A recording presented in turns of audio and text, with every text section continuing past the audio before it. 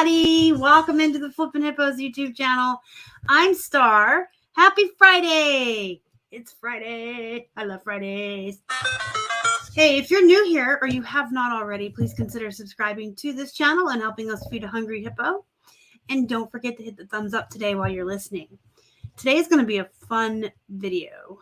Let me check in with the comments before we get into it. But I need my eyes because I'm old and blind.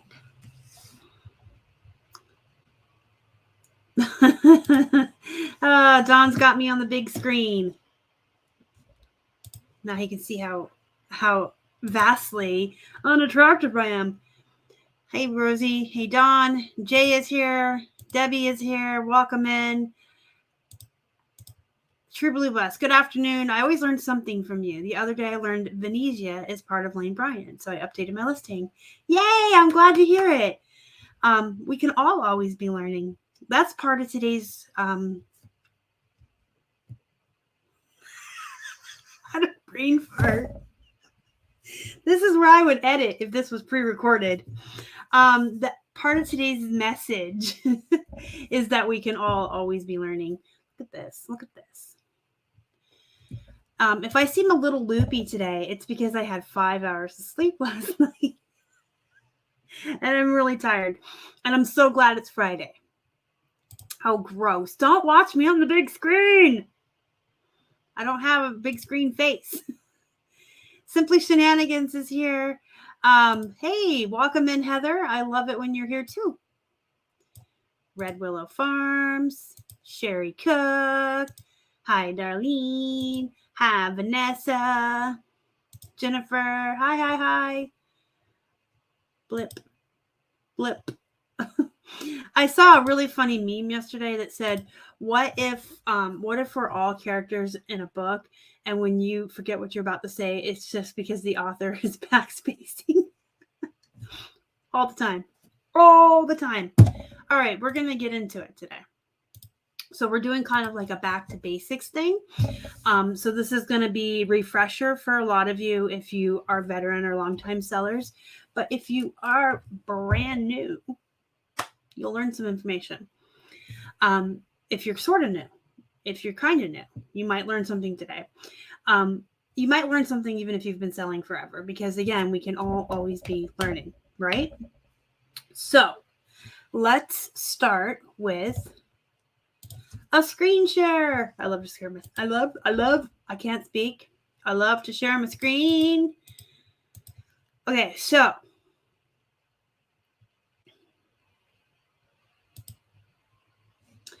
we're going to go into my group. Are you guys in my group? If you're not in my Facebook group, I don't know why you're not.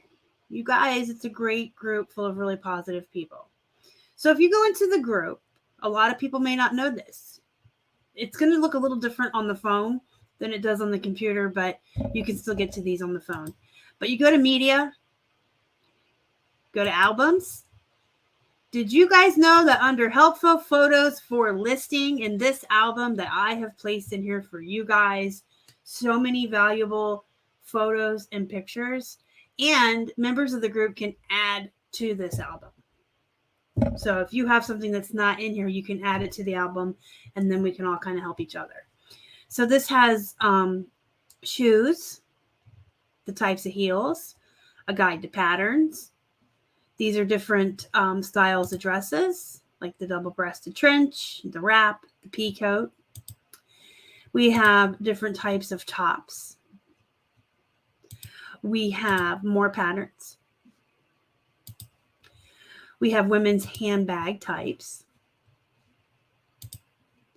Plaid cheat sheet, all the different types of plaid. We have more handbags. This is a standard U.S. apparel size chart. This is my go-to. In fact, it's taped on my wall above my computer. So whenever I have an item that's missing its tags, I measure it and then compare those measurements to the standard U.S. apparel size chart.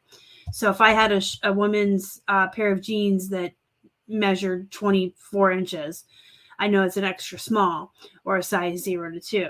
I could put that in the title, and then I would just disclose in the description size tags are missing from the item. Size is based on the following measurements, and then I would put the measurements. So this is a valuable tool. We have boots, skirts, more handbags, more patterns, types of dresses. This is really helpful because women's dresses can be very confusing. We have more shirts. We have types of jeans in here, how they fit. This is like for men's jeans. We have, I already showed you that. We have more skirts. We have more stuff about jeans. We have more tops. I mean, it goes on and on and on. There is just a slew of information in here. There's even how to remove permanent marker from everything on this little chart here. We have 30 types of bras, and we have types of pockets. So if you are ever stumped or looking for something, they might be in this photo album. I'm going to check the, yes. So the welt pockets are from this post. And I believe whoever answered your question added this to the album, or I thought I did, but I don't remember doing it. But you can add to the album as well. So yes, I do remember that question. And then they added that to the album. So, hey, Michelle and Leslie, welcome in. But yeah, that is in the Facebook group. So if you're not in the Facebook group, go to the Facebook group, join the Facebook group, and then you have all of that information right there at your fingertips. Additionally, especially if you're newer to reselling or aren't familiar with all of the terms, if you go to the group and you go over here to files, I still have this in here. So when we were going through the quarantine, I put in like some mental health tips for folks, but we have the glossary of reselling terms. So if you aren't familiar with all of the acronyms and the terms, they're right here. You just go to files up here on the top, or I think it's on the side on the phone, and go to glossary, and you can find every term, every acronym that is used within the reselling community, and learn what things are. I don't have everything in here. I just learned a new one today. MCM, Mid-Century Modern. So I should probably add that to the list. But this is available for you. And there's a reseller's toolbox. So this is just links. Now, these are all affiliate links. I do have by law, have to disclose that. If you shop from the Flippin' Hippos Resellers Toolbox, if you buy anything off of these links on Amazon, we do get a commission, but it's at no extra charge to you. So if you buy it from our link, it's going to cost you the same as it would cost you if you were just shopping. So we do actually appreciate when folks use our affiliate links. It helps to fund us so I can continue to make videos. But these are all of like the items you've heard me talk about, you've seen me show, and it's just like in a list form. We do have this available for folks. Amazon shop. The link is in the description box down below. But if you come here, it's the same as this list. I think my shop's a little more extensive. I've added more things, but this is a more familiar way of shopping. So you come in here, and anything you click on in here to buy, we would also get a commission from. But this has like all the tools. It's got my favorite cleaner. And then if you watch our Hungry Hippo series where I cook, all the tools and utensils and everything you see me use in my videos. Here's my infamous crock pot from my cooking videos. A little baby Yoda crock pot. Isn't he cute? That's all in here under Star's Kitchen category. These are all things I use in my cooking videos. And then I have my YouTube essentials, my microphone and camera. I have a shipping section. So this has thermal printers in there for you guys, some labels, all the tape and boxes and packages and thank you notes and all that. And then we have a bullet journal section. So if these are my favorite pens in the whole wide world. These are my favorite pens, the Bic Velocity. I love these. Love them. So those are my favorite pens. But there's just all kinds of stuff in here for bullet journaling. So that link is available in the description box for you guys, and you can find everything in there.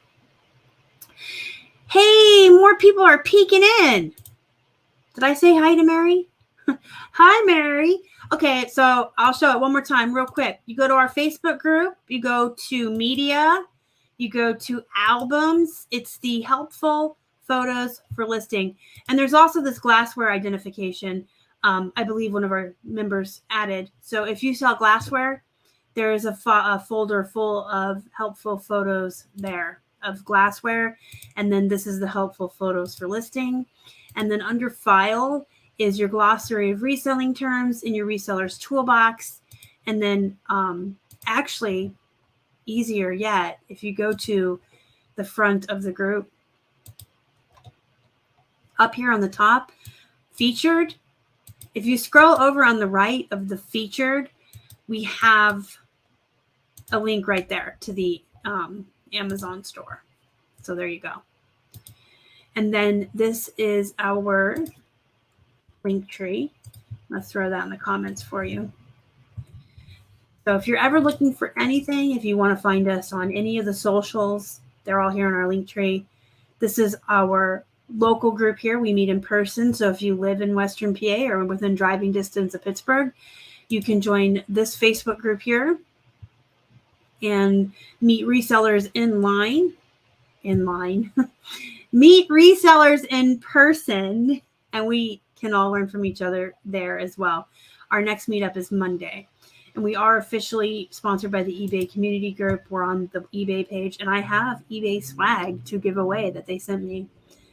If you haven't signed up for List Perfectly yet, you can use this code here to get 30% off. I have a shopping addiction now with Temu, so I had to get an affiliate with them to justify all of the spending I'm doing. If you haven't shopped on Temu yet, you can try them here, 50% off your first order. You can find my cooking videos here and all my recipes. You can find the True Crime and List. If you're into true crime and you're a member of List Perfectly, you can come to our listing parties on Friday. This is a link to my website. So this is just like a bunch of really helpful information there.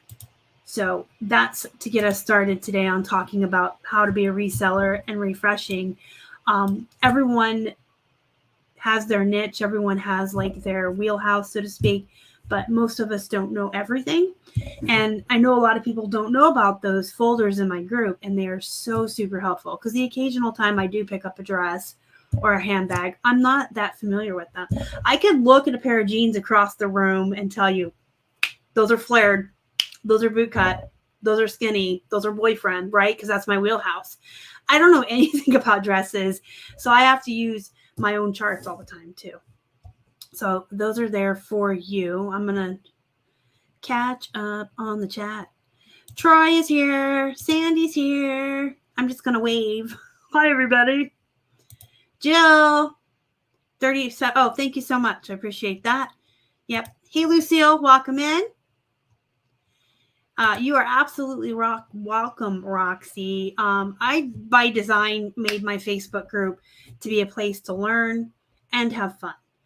And I try to keep it very positive in there. Everyone in there is really nice. You can ask, there's no stupid questions, but you can ask newbie questions and people aren't going to like attack you for not knowing. Everyone in there is super helpful and nice. It's a really good atmosphere, but I think a lot of people don't know about all the resources that I put in there for you. So I just wanted to go over those today. Yeah, see, even Mary says, I never knew those items were hiding in there. They are helpful. Right. And you're not a big clothing seller. So if you started to sell clothes, you're not going to know. I don't know everything, right? Nobody does. Temu is addicting. I got to show you what I bought real quick. Post-it notes with hamsters. Oh my goodness. I lost my shit when I saw these and I bought them. And then I went back and bought 2 more 4-packs because I love hamsters. Oh my God, they're so cute, aren't they? I bought a whole bunch of stickers for my bullet journals. I have a problem. I definitely have a problem. I'll be doing a haul video next week because I spent another like $20 on there. So if you want to try Temu, please, by all means, use my affiliate link. Get your 50% off your first order. Absolutely. Who doesn't want to get 50% off of stuff that's already dirt cheap, right? And I get my affiliate money, and then I can buy more stuff. Because I bought more hammies, little hammies, and I bought another diamond dot painting, and I bought a horror movie rug. Oh my God, it's crazy. Yeah, everything's like $1 or $2, but then you want to buy 50 things. It's crazy. Thank you, Michelle. I appreciate that. Such a nerd.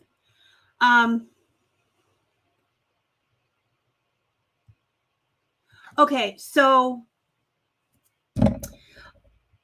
I use, let me go by platform. So on eBay, if it's jeans, you mean, I use the cardboard mailer. If it's out of the zone, is it zone 5 or 4?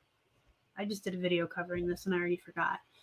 But there's, within zone 4, like within 400 miles of you, they lowered the priority rates. So if it's outside of that, I do the cardboard mailer. And we've been using these boxes. I'll go get one. If you guys don't mind just looking at the wall for a minute. I've been using these because I had these. We had a bunch of these and we're like, well, we might as well use them up. But they're kind of a pain in the ass, to be honest. They're the 7x7x6. They're box number 4. I mean, because you have to put them together and tape them and then shove the jeans down in there. This is what we're using right now, if it's in that zone 4. But I did order some of the Tyvek envelopes. So I ordered those yesterday. I ordered like 100 of them, and we're going to switch to those. And then on Poshmark, I use padded flat mailers because you don't have to fight with those as much as the cardboard. And you can mail them whatever you want on Poshmark. There's a difference between Pyrex and Pyrex too. Yes. I read that. Catching up on the comments.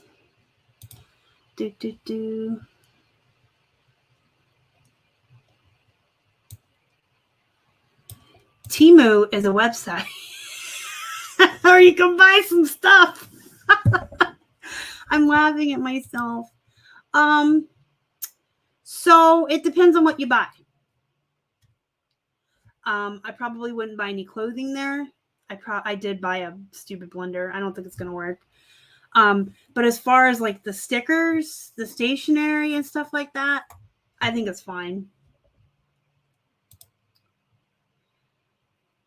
Horror movie rug. It comes with my guys, my dudes. It'll be going in my living room. Hey, what's up? So Simply Shenanigans says I have liked everything I've received. Me too. I haven't opened the blender. I'm going to try it this weekend. But the sticky notes are fine. I mean, they're not as sticky as like Post-it note brand, but they work. They're fine. I got some stickers. I got this little thing. It's like a pen holder. It came with stickers. I have to decorate it because, I'm 12 years old. But okay, so we went over where you can find some information. So we're going to talk about how to handle returns real quick, because I think that's a fundamental thing that new sellers need to learn. And I think that a lot of veteran sellers need a refresher on how to handle returns. There's no such thing as free returns. Or, sorry. It's not what I meant to say, because there is such a thing. There's no such thing as no returns. So if you think you're cute and you're going to say you don't take returns, you're going to take INATs. Unfortunately, you're going to take item not as described, because there are dishonest people out there. I'm not saying every buyer's a scammer or every buyer's a jerk or every buyer's dishonest, but there are dishonest people out there. And there are people who will do whatever they have to do to return something that they no longer want. Especially if They have buyer's remorse. If it really doesn't fit them, people will open up item not as described just to be able to return it. And that affects you. You get defects for INADs. It affects your metrics. It can affect your top rated seller status. You really don't want those. And then unfortunately, there's some really bad buyers out there who will actually destroy your item to send it back to you ruined, to feed into the lie that they're telling. So if you don't take returns, maybe they'll cut your jeans up or your shirt or break your video game or whatever they have to do to say it arrived damaged so they can send it back to you. And you don't want that. I mean, personally, I would rather say I accept returns, get my items back, and then be able to resell them again and not have damage to them. So I do recommend having returns on. Whether or not you want to do free returns is going to be a personal choice. We do free returns on most items, not jeans, not anything else that weighs over a pound, but like on ties and remotes, we do. We don't really get many more returns than we ever did before. We turned on the free returns. It's about the same amount, but we're getting less INADs and we're getting less dishonest people. So that said, don't refund a buyer until you get the return. Do not refund them unless you can absolutely, without a doubt, 1,000% say that it's your fault. So that's very rare. But sometimes, like, if you mix two buyers up, right? Let's say you send, item A to buyer B and item B to buyer A. And that happens. And sometimes you can get a hold of both of them and then send them labels and they can ship each other's shipments to each other. But sometimes you get an unresponsive customer or somebody who's not willing to work with you. We've had that happen too, where you've mixed up the orders. One of them is talking to you and willing to work with you, and the other one just ignores you. And it's like you got the wrong item and they ghost you, and it's like they don't care, or they're just being a butthead and they don't want to work with you. In those instances, I would just refund both buyers because it was my fault. Like, you can ask them to send it back if you want, but if you can prove it's your fault, maybe you don't want them to return it. I don't know. But 99.99999% of the time, you need to tell them to return the item to get their money back. Here's the awful truth. A lot of buyers will contact you, send you a message, or even start a return with no intention of returning it. They're just seeing if they can get a free item. Especially if they send you a message and they haven't opened a return yet, especially then, that a lot of times it's going to be a buyer that is fishing for a partial refund or a free item. And especially when that message comes with terms like, I'm so disappointed, I'm so sad, I can't believe you sent me this. They're usually putting those kinds of emotions and adjectives and descriptors into their message because they want you to know how disappointed they are, and hopefully you'll just refund them and they get to keep a free item. So I never just refund. There's a cookie cutter response you can give when folks message you without opening a return yet, no matter what they say. I don't care if they're disappointed and we've had people tell us this. I don't care if you ruined their Christmas. I don't care if you ruined their birthday. I don't care if you destroyed their entire life. Cookie cutter response. Don't argue with them. Don't feed your own emotions into it. Don't get into a battle of wits. Cookie cutter response. We're sorry you're unhappy with your purchase. We do offer returns to ensure customer satisfaction. Please open a return through the eBay system. Once we get the item back in the condition we sent it to you in, we can issue a refund. And then sign your store name, the Hippo Hut. For every 10 messages we get from folks like that, maybe half of them will actually open a return. The other half go away. because that message was phishing. They were trying to get something for free. They were trying to get something for, nothing. So when you tell them to go ahead and open that return, half of them go away. Then out of all the returns that we get opened, maybe only 75% of them actually get shipped back. So it's almost like they're calling your bluff at that point, right? So they send you the message, you send your cookie cutter, they open their return because they're testing you. They're going to open that return because, oh my gosh, does she really want me to send this back, or will she just refund me now? And then they'll just go away. And on a lot of our jeans, that happens too. They'll open a return for doesn't fit, and then they just never ship it back. And I think that's because we don't have free returns on jeans.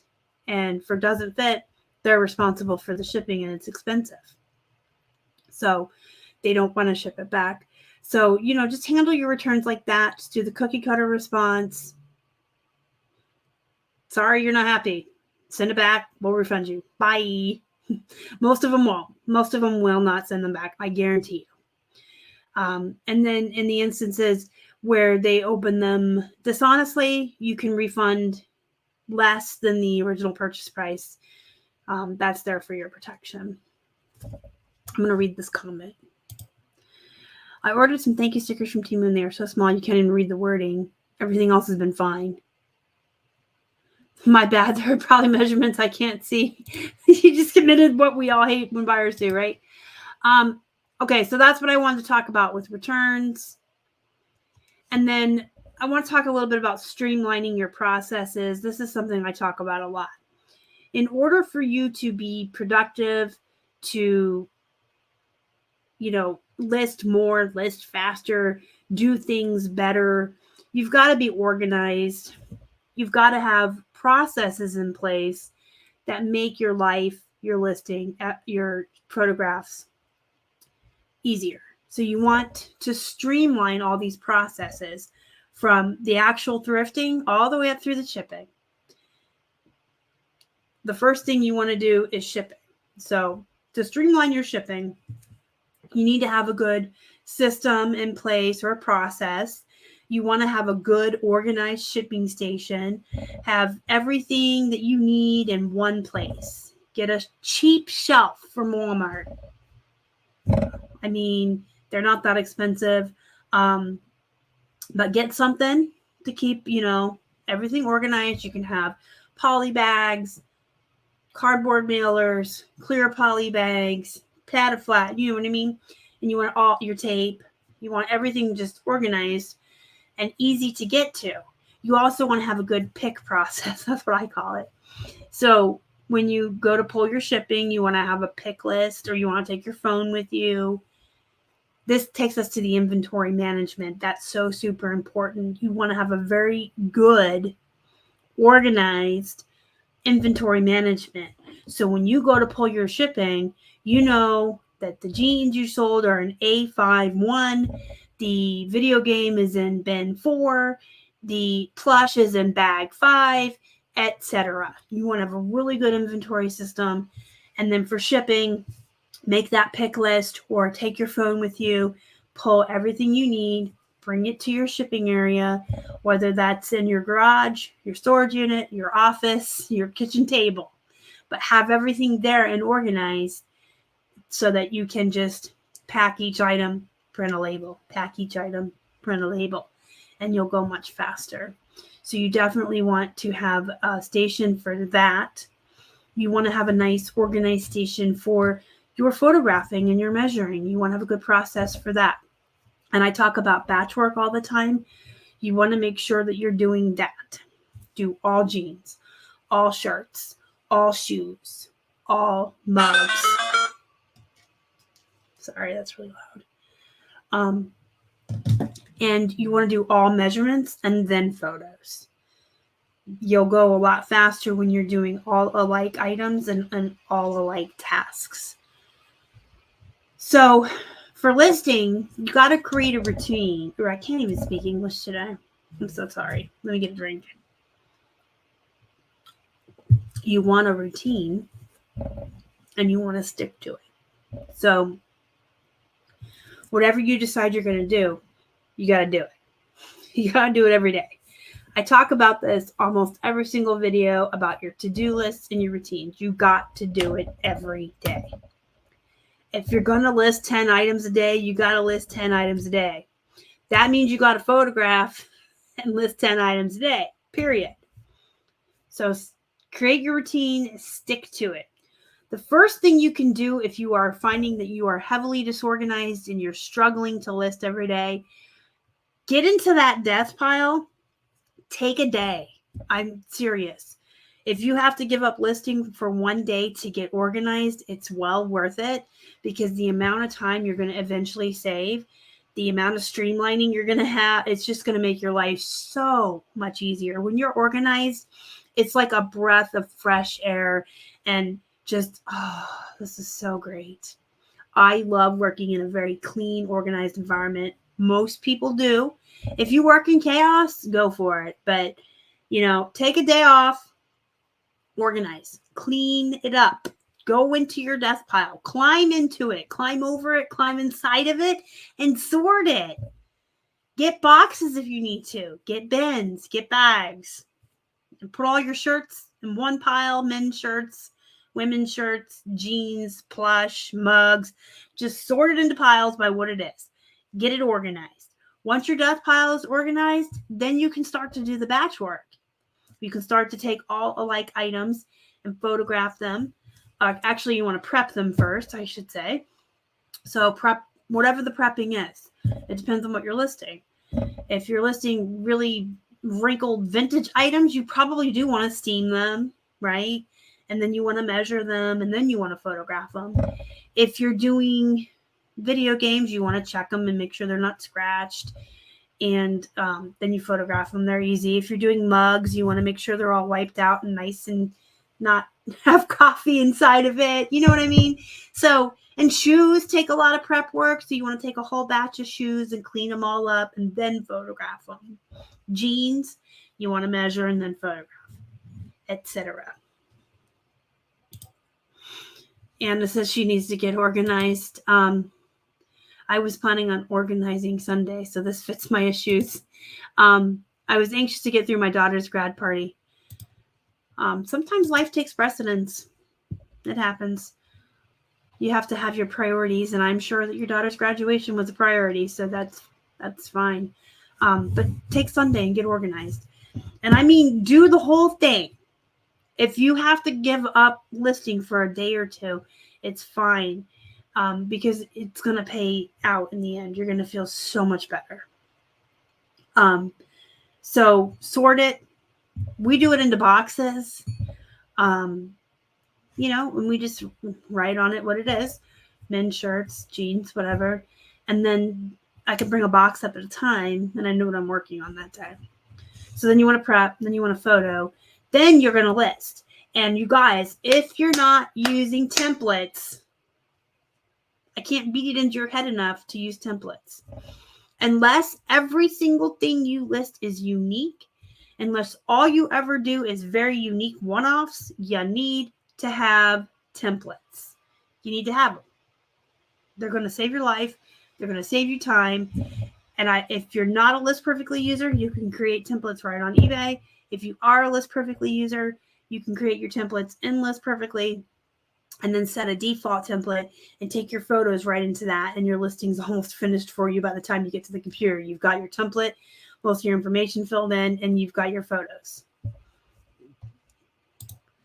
I would rather accidentally light a candle near my death pile and blame my dogs for knocking the candle over. Oh, that's funny. Hi, Karen. Nothing better than being organized and not having thrift at. Yes. I can't tell you how streamlined and organized Keith and I are. And it took a while to get there. Like when we were brand new, we were floundering around.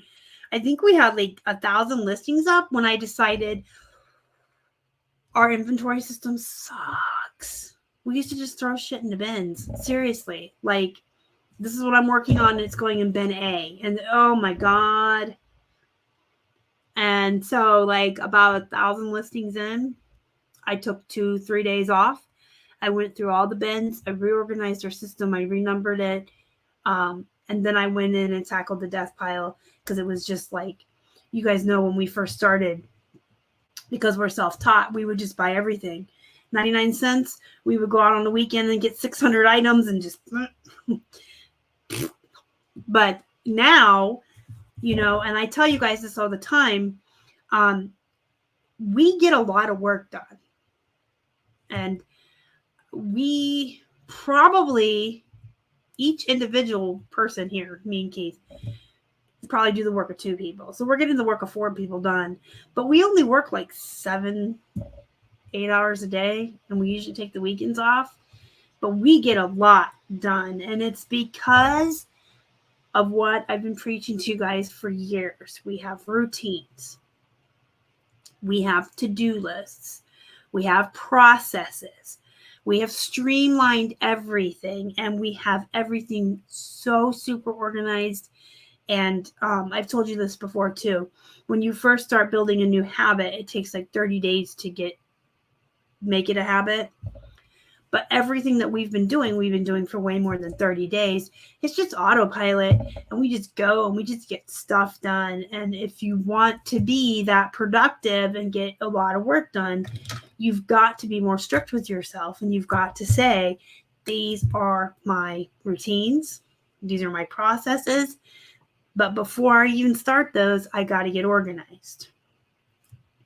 I need a drink.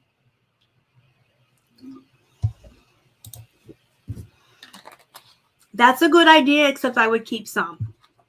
And here's why. Right before the shutdown, some of you have heard the story before, Keith and I said, we're not going to source anymore until we get our death piles all up. And 2 weeks before the shutdown, we sure were through our death piles. And then everything closed unexpectedly, and we had no inventory. And we had to get really creative. That was when we started doing a lot of wholesale and stuff. We had to get really creative. So I don't ever recommend getting rid of all of your death pile. Like, keep some extra inventory on hand, because you never know what's going to happen. It could be something as simple as your car breaks down, or it snows, or the roads are icy, or it's raining and you don't want to go out, or your dog gets sick. But anything can happen to where you have a week or 2 that you can't get out to thrift, or something as big as the shutdown. So I always tell people to have a little bit set aside. Yeah, you need to get organized. I like the way you put that. So we've only been back in PA since October. I guess now is yard sale season. But yeah, it's actually been it was a mild winter, but yard sales here don't really start until the summer. And it was still kind of chilly in May. Like, summer didn't really hit until like the last couple weeks. Long story long, probably might try a couple. I don't really like to do the one-offs. So there's a couple neighborhoods here that do really big neighborhood sales. One is in July, I believe. I'll have to look. But there's a couple of neighborhoods here that do these huge sales, like blocks and blocks and blocks. We used to love going to those. So we'll do those. We'll go to some of our favorite church sales that we used to do here. But we get a lot of wholesale and bulk. And then the 99-cent day at the thrifts is just banging. Inventory checks are super important. You should always do audits. Stuff falls off of eBay. Mistakes happen. Things happen. A lot of times, like, what happens for us is when they don't pay for their item on eBay and it hits that 4-day, we have the automation on. So after 4 days, it just cancels the order. Well, it doesn't relist it. I think you can set it up to automatically relist it for you, but we do not have that set up because it would screw up our list perfectly. The item ID wouldn't be in list perfectly, it'd be a mess. And then I forget to relist them. So I have to be more vigilant about going in and checking what got canceled so I can go on list perfectly and push it back out. Those fall off. a lot of times we just find mistakes. So you should always do inventory audits. I do one every January, and I try to do one right before Q4. You should do them at least once a year. An entire room full. Well, sort it out. Go in that room with some boxes, Karen. Sort it out. And then just save a little bit. Like I said, just save a little bit. So do most of it. But like maybe when you're sorting through it and you're boxing it up, you can say, I'm going to save 4 boxes of clothing or whatever you're listing. And set that aside as like your rainy day pile. And then list the rest. And then you can start sourcing again. And then list first in, first out. So whatever you decide to save aside, that would be what you start listing as you're bringing more in. I did the same thing, and then I was scrambling to find items to list. Yes! And it's so stupid because we had the biggest inventory pile because we would buy everything. We were buying anything and everything that was 99 cents because we were learning. We were self-teaching. We didn't do any YouTube or anything like that.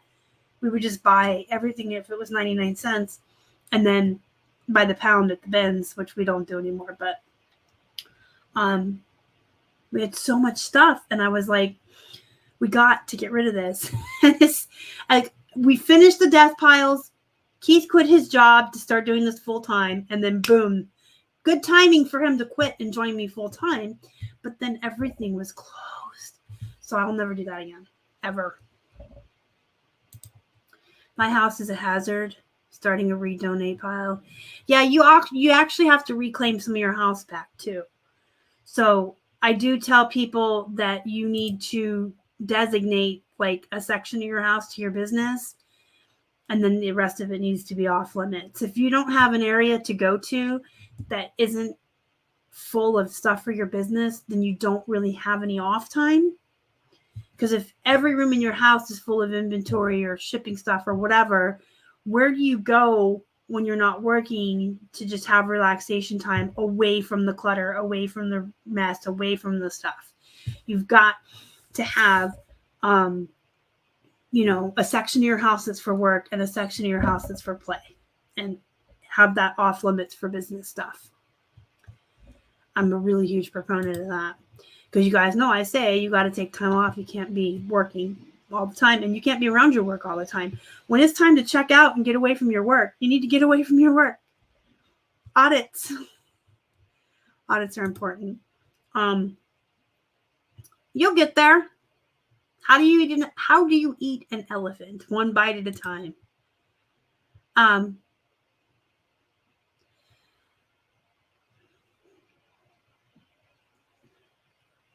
Are you both from PA?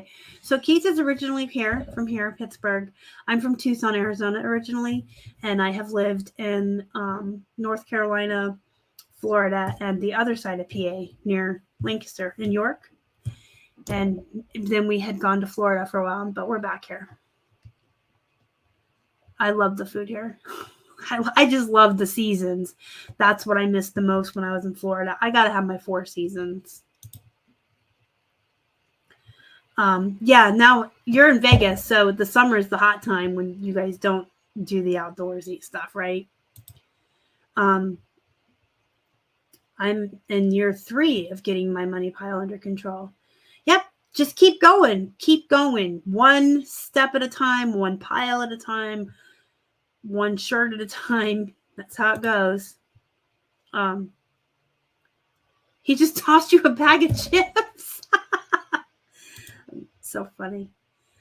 I would never quit my job. That's up to you. We like doing this full time. That was the original intent when we started reselling, was to build this up for him to do it full time. And then I unfortunately got hurt at work. So I started doing this full time first. We busted our asses for 2 years to build up a savings and capital and inventory and build this business up so that he could quit his job and work full time with me. And we've never looked back. This is our dream life. This is our dream job. This is our dream life. But it's not for everybody. Some people just want to do this part-time, and that's cool too. Our yard sale is just beginning too. season, I should say.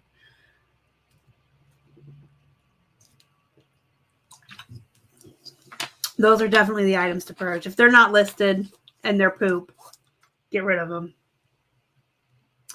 He does not. He absolutely hates it when people say yens. I say y'all because my family's from the South, but his grandmother says yens and jagoff. Pittsburgh people. I lived in Jacksonville. My first husband was a Marine, so we lived in Jacksonville. My dad's originally from Charlotte, though. Yes, ma'am. I cannot imagine doing anything but this. And that was the intention. So I had no choice. I got hurt and I lost my job and I can't work outside of the house, but have fun with your Legos, Troy. Sherry says, my husband's in the military. Well, tell your husband thank you for his service. And hopefully you guys will be able to do this together. We make enough money reselling, and then we added other streams of income. It's possible. There's a lot of people out there, Eric, that do this full time and don't have YouTube and don't have affiliates that just sell full time and make a full time living on it. You just got to have to build it up and have the perseverance and do what you need to do. I got a couple more things on this list that I want to get to. Pricing.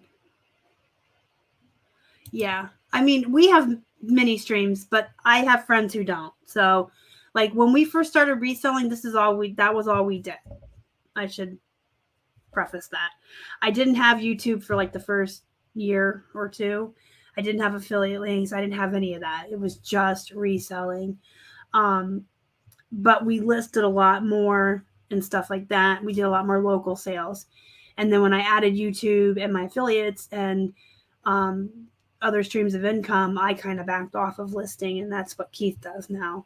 But I have friends who just one person, they're not two people work. It's just one person that resells and makes 6 figures, a year. So you don't even have to make 6 figures a year to be successful. I've talked about that on this channel too. What looks like success for one person isn't always for everybody. Not everybody has the same wants or needs or bills or family. The amount of money that people, I'm sorry, I'm getting sidetracked by the comments, but some people are minimalistic. Some people like a lot of material items. Some people like to travel. Some people have 10 kids. Some people have sick dogs. So the amount of money you need to be successful is going to look different for everyone.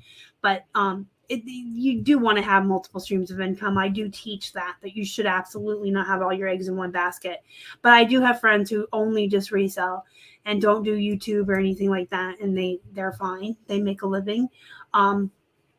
You just have to list and sell and crosspost and work. I mean, it's a full-time job. This isn't playtime. This isn't get rich quick scheme overnight. This is a hard job. I teach that on here too. You're not going to just start thrifting one day and then be a millionaire. I mean, it's really hard work, and you have to have self-drive. You have to have motivation. You have to have determination, and you have to be willing to really, really work, especially in the beginning. When we were first building our business up, we did work 7 days a week, 12-hour days, and then you get it to where you need it to be, and you're making the income you need to make, and then you can kind of back off a little bit and just maintain. So I'm about an hour away. Are you going to FlipCon? I'm going to FlipCon. Yeah, Rosie works full-time as a reseller. She's replaced her full-time income. I think most of my reseller friends do this full time, to be honest with you. Y'all that are near Charlotte should be going to FlipCon. Okay, so we talked about being consistent, listing, good titles, routines, getting through your death pile. I want to briefly talk about comping, just real quick. Make sure you're checking solds and actives. You need to check the solds because what items actually sell for, what people are actually willing to pay for an item is probably more realistic of a comp than what people are listing it for. Does that make sense? I can list this for anything I want. I can put this up for $1 million. Does that mean people are going to pay $1 million for it? No. So you got to see what things are actually selling for. And you've got to also look at the current listings though, because here's the thing. Prices can go up and down. They can fluctuate. So when turds race to the bottom, things lose value, right? And prices go down. So you might be looking at solds of an item that was consistently selling for 40 or 50 bucks, but nowadays it's going for 30.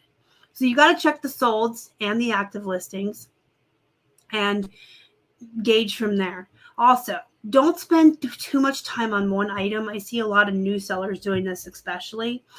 Don't try to find the exact, especially clothing. I mean, I shouldn't say the exact item. Like if you're doing hard goods and antiques and stuff like that, you probably do want to spend a little bit more time to find your exact item. But if you have a Robert Graham large button front shirt with flip cuffs, you don't have to find your exact shirt, your exact print, your exact shirt. You can just look at Robert Graham size large button front flip cuff shirts, see the average that they're selling for, and go from there. I see a lot of times with new people where they'll just spend hours looking for this one shirt or this one print. And it's like, but what do all the other sizes in that brand sell for? That's good enough. Just make your price up. Just make sure you're checking both solds and your listed. Why do I only do YouTube and not Keith? So Keith doesn't like to be on camera, and Keith is not a social person. So I do the YouTube and I run the social media, and he does the back end. He actually does a lot of work. He does all of the laundry. We wash everything we thrift. He washes all of that. He does all of our listing, and he does all of our accounting. So he's just not a social person. He doesn't want to be on camera, and he wants nothing to do with social media, and I do. And we have split up the everything that this job entails, from thrifting all the way to accounting and filing taxes. We've split everything up to what we feel is fair and what works for us. I have a JOB. This is the Y for listing. Yeah. Well, I'll see you at FlipCon. Come say hi. All right, comps. Thrifting. You guys, when you go thrifting, try to plan all your errands in one day, especially those of you that are doing this full time. If you're going to leave the house to go thrifting, what else is around the thrift stores that you're going to go to? If there's a Petco, does your dog need food? Do you need to go in and buy a new hamster? Because I do. I need lots of new hamsters. I need all of them. But no, if you know you're going to be out and about and you've got things that you need to do all your errands in one day and make a plan. Plan your route so you're using less gas and you're using less time and being mindful and going from this store to this store in a way that makes sense. Plan a route in the store. Hit the things that you sell the best, the most of, that you like to sell first. I always head right to the jeans, and Keith heads right to the men's shirts. We split up, just like Crystal told me on Instagram. You commented about how you and Angel thrift. Keith and I are the same way. We split up. But yeah, plan a route. Learn a niche or two that you can be really good at, that you can get really fast at. I don't always recommend niching down to just one or two things, because then you're leaving money on the table. So being an everything seller is good, but learn one or two things. Get a wheelhouse. Get something that you're really good at. I can go in and go through all the jeans and like really fast. I mean, Keith and I usually go into a thrift store and we're done going through everything that we look at and checked out, and we usually get about 100 to 200 items at each thrift, and we're in and out in under an hour. So Get stuff that you know. And when you start cross-posting, if you're not already, you should be. Again, that multiple streams that we talked about, not putting all your eggs in one basket. Learn one platform at a time. So don't just jump in. I'm a new seller. I'm going to be on 11 platforms because List Perfectly lets me put them on a what? Don't.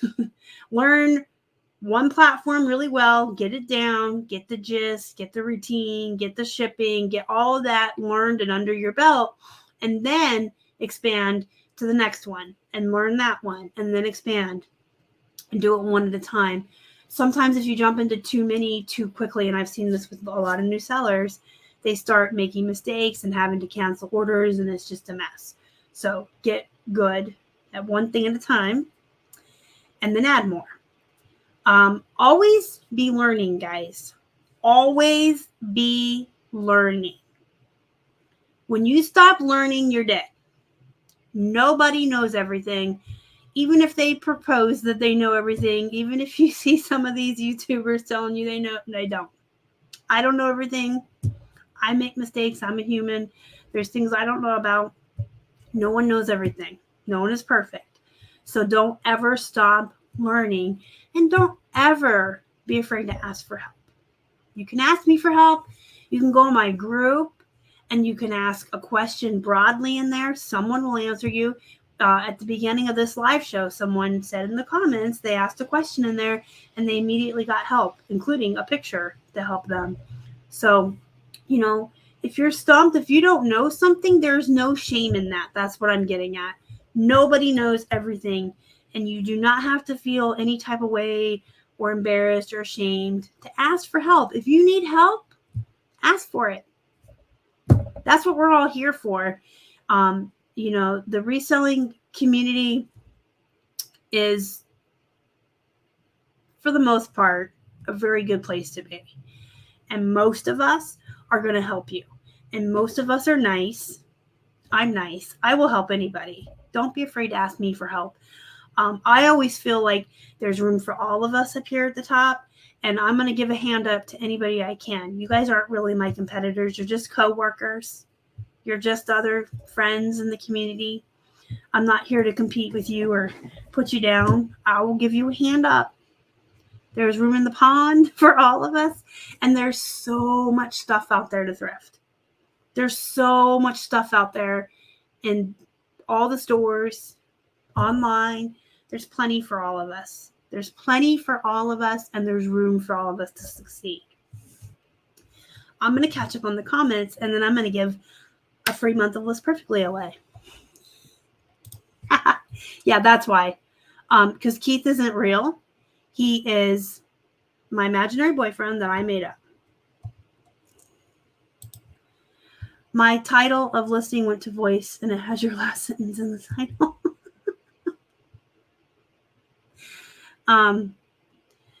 I thought I already answered that. Keith and I do this full time. This is what we do. All right. I had a brain fart. I got to share my screen. All right. I'm going to give away a free month of List Perfectly. Let's see who the winner is this week.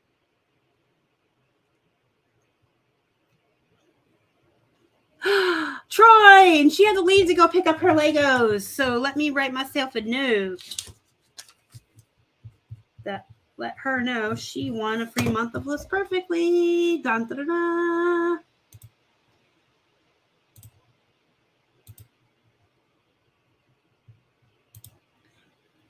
That's a good point. There are plenty of us that are doing it just fine.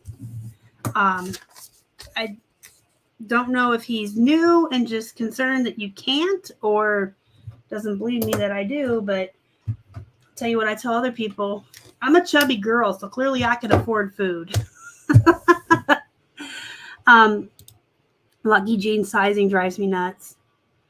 So that's a size 12 with an inseam of 31. But that doesn't necessarily mean the measurements are going to match. In fact, I'm going to give you a real quick lesson on jeans before I let you go for the weekend. Most times what's on the tag, especially women's, are women's are more prevalent with this than men's are. Your actual measurements are not going to be what's on the tag. And that's why it's important to take measurements on jeans. I saw this meme once, or a picture. They took 5 pairs of jeans, all the same brand, all the same size, all the same style, brand new out of the factory, and they laid them on top of each other, and they were all slightly different. Like the waists were slightly different, smaller or bigger. The legs were slightly different, and these were all the same brand new size, style, and brand. Unfortunately, in the factories, that can happen. Women's jeans are really ridiculous, and especially with used jeans, you got shrinkage sometimes from washing and drying. You've got stretching. Women's jeans are really prevalent, and that's why measurements are important.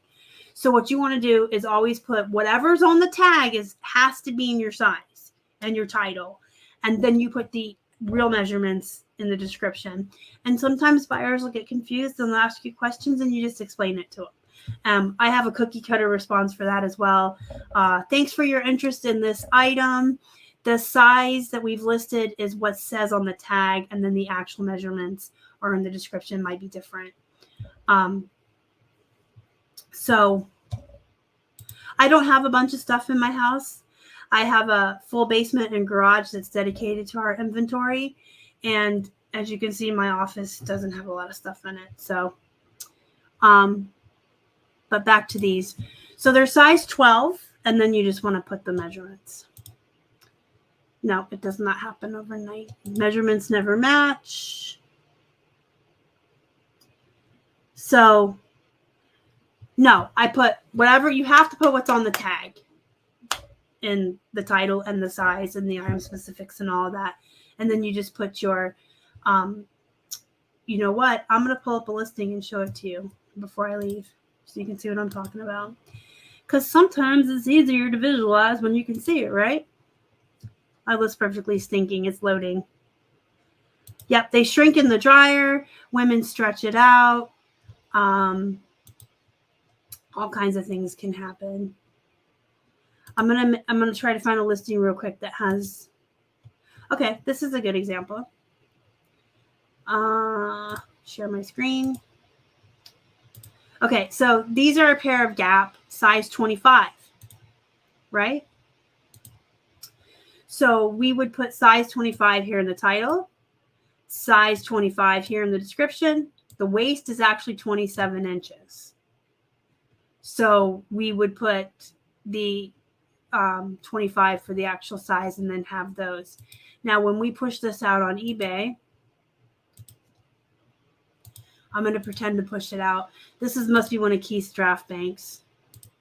He builds a bunch of listings ahead of time and then leaves them in there to push out later. Where'd that go? Okay. So if I was to list this on eBay, or Keith was, we would put, the size 25 here in the title. And here we would put size 25 in the size. And then down here where it asks you for your waist size, this is where I would put the actual measurements and the item specifics, and then just have it in my description. I hope that's helpful. I asked before you explained. That's okay. I don't always keep up with the comments that well. Putting a yardstick in there is pretty smart. I keep a measuring tape in with my plush, not with my clothes, though. All right. We are going to end this show. Congratulations again to my friend Troy, who won the list perfectly. And thank you to all my friends that came in here and hung out with me today. We had 50 people in here at one point, I think. So, that's a lot of people to me. I really appreciate it. You guys took time out from your day to spend a whole hour with me and listen to me talk. So that's pretty special. I really do appreciate you guys. I don't know if I say it enough, but if I didn't have you guys, I wouldn't have a YouTube channel. I'd just be talking to the wall, work to my hamster. So I really do appreciate that you guys take your time out to spend with me on Fridays. It's really special to me.